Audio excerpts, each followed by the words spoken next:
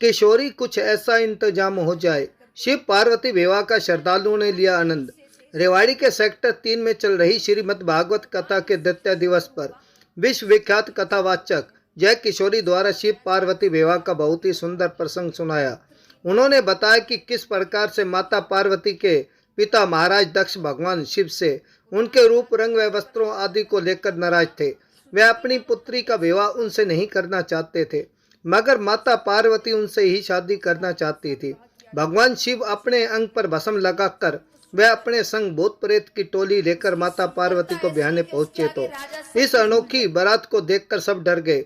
राजा दक्ष को चिंता हुई कि मेरी बेटी के तो भाग्य ही फूट गए, मगर भगवान तो भगवान ही हैं, उनकी लीला को कोई नहीं समझ सकता। इस अवसर पर बहुत ही सुंदर झांकियां भी निकाली गई। किशोरी कुछ ऐसा इंतजाम हो जाए भजन पर श्रोता जमकर नाचे। जय किशोरी ने कहा कि सिर्फ कथा सुनने से कल्याण नहीं होगा। अपने आप से वादा करो कि आप जब किसी कथा को सुनने जाएंगे तो वहां से एक अच्छी बात सीख कर आएंगे और अपने जीवन में लागू करेंगे।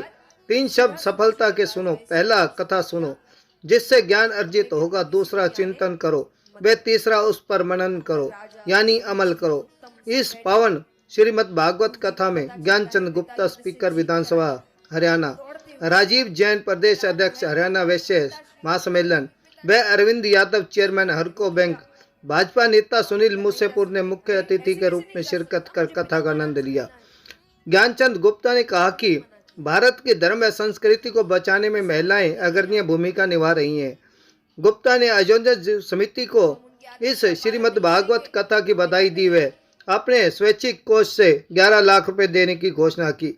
रेवाड़ी से राजकुमार के साथ भानु शर्मा की रिपोर्ट।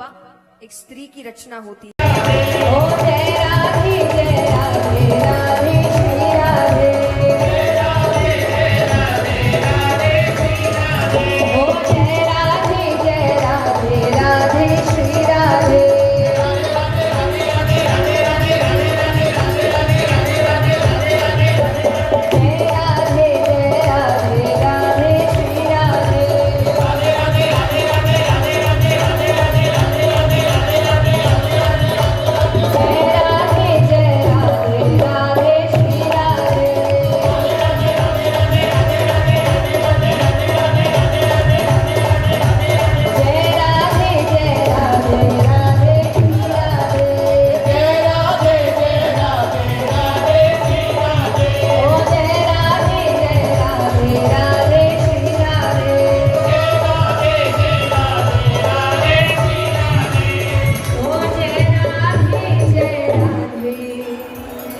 राधे श्री राधे।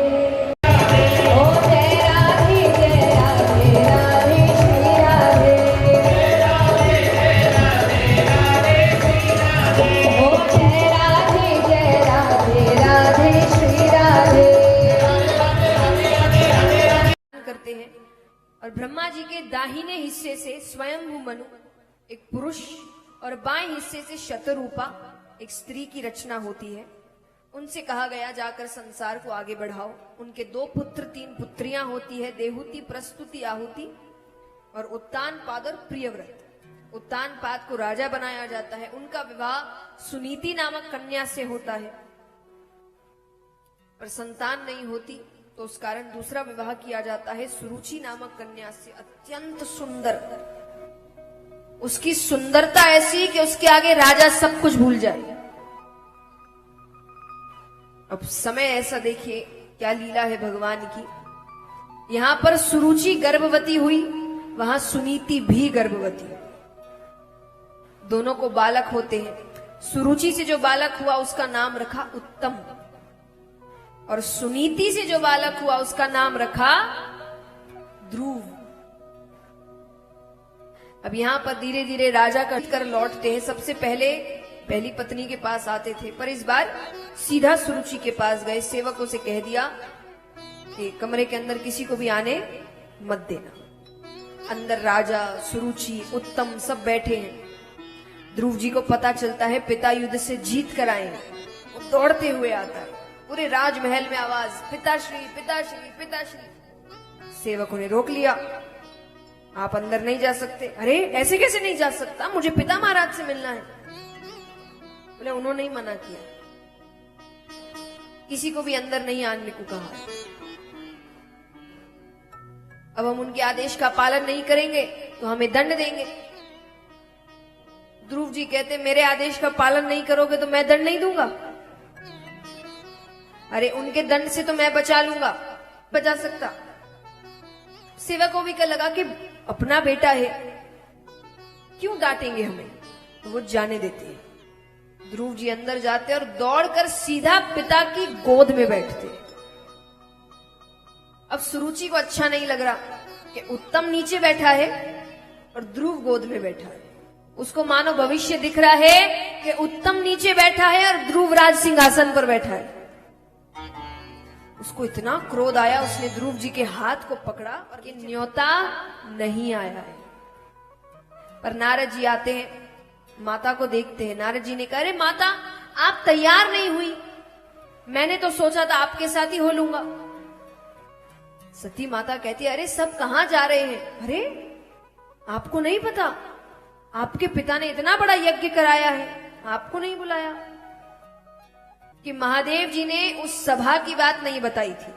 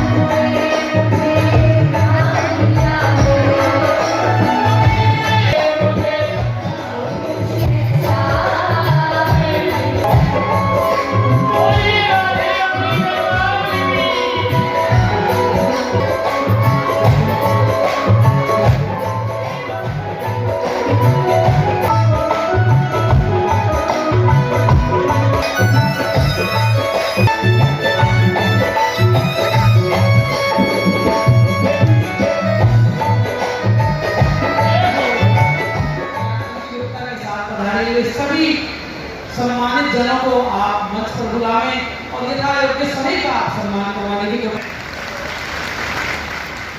प्रातः स्मरणीय और देश के कोने कोने में धर्म की ध्वजा फहराने जा रही, जिन्हें आज का मार्गदर्शन मिल रहा है, ऐसी श्री दया किशोरी जी, आदरणीय श्री अरविंद यादव जी चेयरमैन हरकोविल थी, राजीव जी का आदेश आया कि नहीं आपने यहाँ से होकर के ही जाना है और पूज्य दया किशोरी जी आप करके ही यहाँ से जाना है, तो मैं सीधा पूना से इस कार्यक्रम के अंदर उपस्थित हुआ हूँ। सौभाग्यशाली समझता हूँ कि इस प्रकार के महान धर्म गुरुओं के, महान संतों के प्रवचन हमारे जीवन को लोग है शायद रिवाड़ी शहर के अंदर कोई बचा ही नहीं होगा जो सब यहाँ ना आए हो। और इस प्रकार के कार्यक्रम में आकर के मुझे बड़ा उत्साह और प्रेम मिला। आप सबको बहुत बहुत बधाई देना चाहता हूँ, मुबारकबाद देना चाहता हूँ। आज जब मैं रिवाड़ी के अंदर एंटर कर रहा था, प्रवेश कर रहा था, तो जिस प्रकार का माहौल उनके अंदर देखने को मिला कि जैसे रिवाड़ी एक धार्मिक नगरी बन करके यहाँ पर प्रस्तुत हुई। और इस धार्मिक नगरी में गुरु जी का आशीर्वाद, उनका मार्गदर्शन, उनका संदेश और लगातार 7 दिन तक जो भागवत कथा जिसका रसवादन आप सब लोग पिछले दिनों से कर रहे हैं, मैं तो अपने आप को